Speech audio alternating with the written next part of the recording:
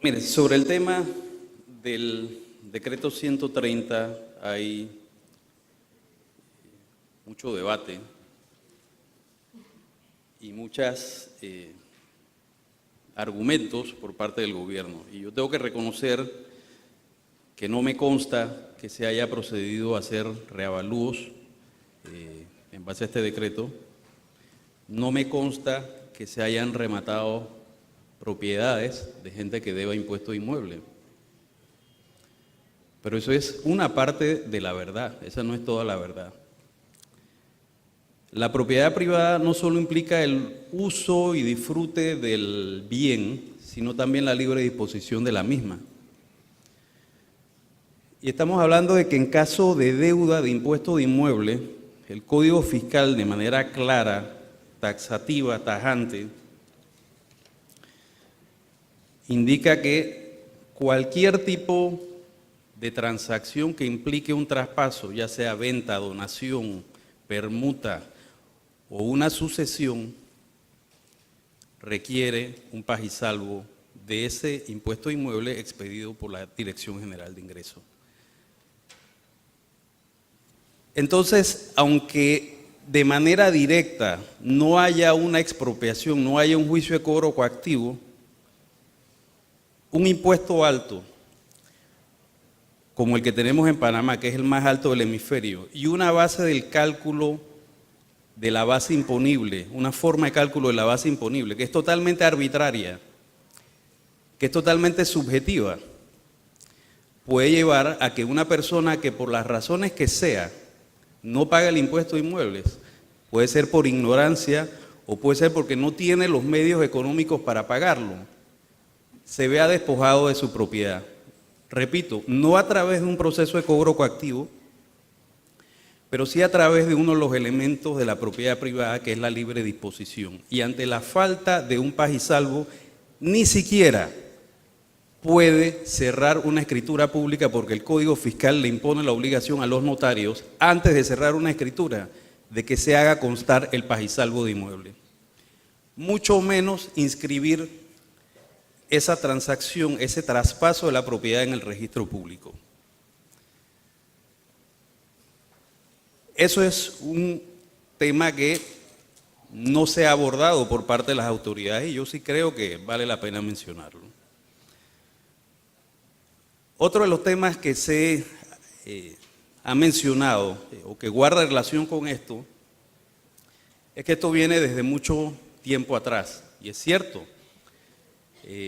No tengo la fecha exacta, el Código Fiscal viene de 1956, Camilo, ¿no? De 1956, las reformas mediante las cuales se introdujeron modificaciones al impuesto de inmuebles, si mal no recuerdo bien, en la década de 1970. Así que esta tasa que existe ahora mismo en relación al impuesto de inmuebles tiene fácilmente 40 y tantos años. Ciertamente no es un tema que se ha modificado ahora recientemente. Sin embargo, vuelvo y reitero, la forma de determinar la base del cálculo en Panamá y en muchos otros países también, pero en el caso que nos interesa a nosotros es el caso panameño, es un caso totalmente arbitrario y subjetivo, y que incluso puede ser influenciado y es influenciado por decisiones del sector público. Cito como ejemplo el acuerdo municipal del municipio de Panamá número 73 del 21 de marzo de 2017, publicado en la Gaceta Oficial número 28.284A del 23 de mayo. Este acuerdo municipal sube los impuestos de construcción en el municipio de Panamá. Y se preguntarán ustedes, ¿y qué relación guarda esto con el tema? Bueno, lo que acabo de explicar. La forma de determinar la base imponible es el valor registrado. Y una forma de incidir en el costo de un inmueble son los costos asociados a la construcción de ese inmueble, entre los cuales están los impuestos de construcción. Este acuerdo municipal impone control de precios, pero al revés, no control de precios máximos, sino control de precios mínimos. Hasta las puertas tienen un precio mínimo.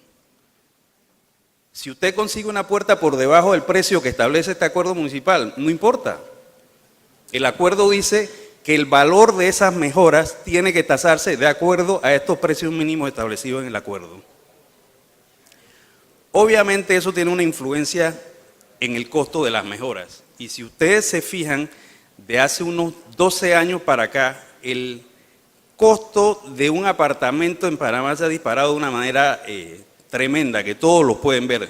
Se ven apartamentos de 80 metros aquí en esta área en $140,000. Cuando hace 12 años atrás eso se conseguía un valor mucho más bajo. Y vuelvo y repito, ¿qué relación tiene esto con el impuesto de inmuebles? Bueno, que estos precios, estos costos, entre los cuales está el impuesto de construcción fijado por el municipio de Panamá en este caso, inciden sobre la base imponible del impuesto de inmuebles. Yo creo que todo el malestar ciudadano que se ha generado por este tema surge porque la administración pasada, ciertamente como dijo el licenciado González, incurrió en el reavalúo de propiedades con el único y exclusivo propósito de aumentar las recaudaciones. Y así arbitrariamente se decidió que unas propiedades subían de precio en determinadas áreas sin tomar en cuenta si las personas tenían la capacidad de pago o no. Y sobre este tema, yo creo que hay una disociación total entre lo que han venido pregonando estas autoridades y la realidad. Y yo quiero mencionar un ejemplo concreto de personas que conozco. Compraron una propiedad cerca de aquí, hace 14, 15 años. En ese momento les costó $62,500. De acuerdo a la tasa de impuesto inmueble existente, ellos deben pagar aproximadamente un poquito menos de $600 al mes. La casa de al lado, misma cantidad de terreno, mismos metros de mejora. Los propietarios anteriores la vendieron hace poco tiempo. Es una urbanización nueva que se creó, se construyó hace 15 años aproximadamente. Los propietarios al lado vendieron hace un año aproximadamente y vendieron al precio de $245,000. El impuesto inmueble que pagarían los que adquirieron al lado sería $4,395. ¿Cuál es el problema con esto?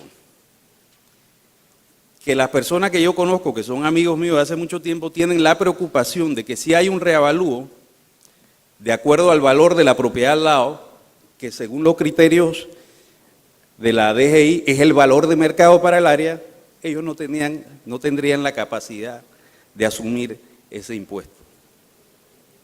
Porque el impuesto es excesivamente alto, es confiscatorio. Y el tema de confiscatorio no se trata de que apliquen o no apliquen un proceso de jurisdicción coactiva. Se trata de que las personas tengan la capacidad de pagarlo de acuerdo a sus recursos. Y ciertamente cuando vemos esto, no lo tienen.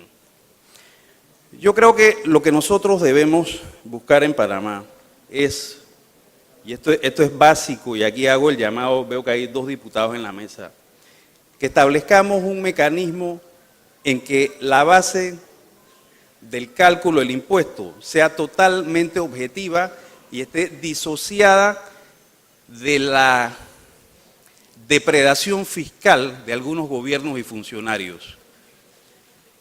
Que haya una absoluta forma, y existe en algunos sistemas, de determinar eso de manera objetiva.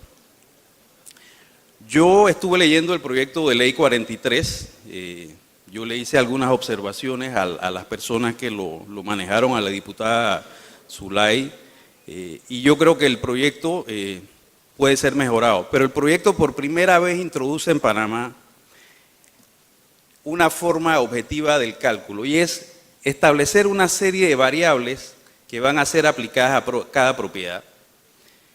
Es una especie de checklist, se van verificando que cada propiedad cumpla con esas variables, y a eso se le aplica un cociente, se determina el cociente que se va a aplicar a la superficie total de la propiedad.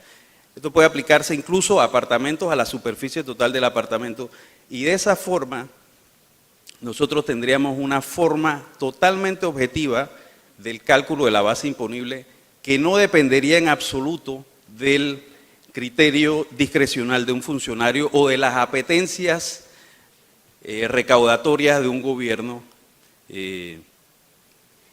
para generar mayor gasto público.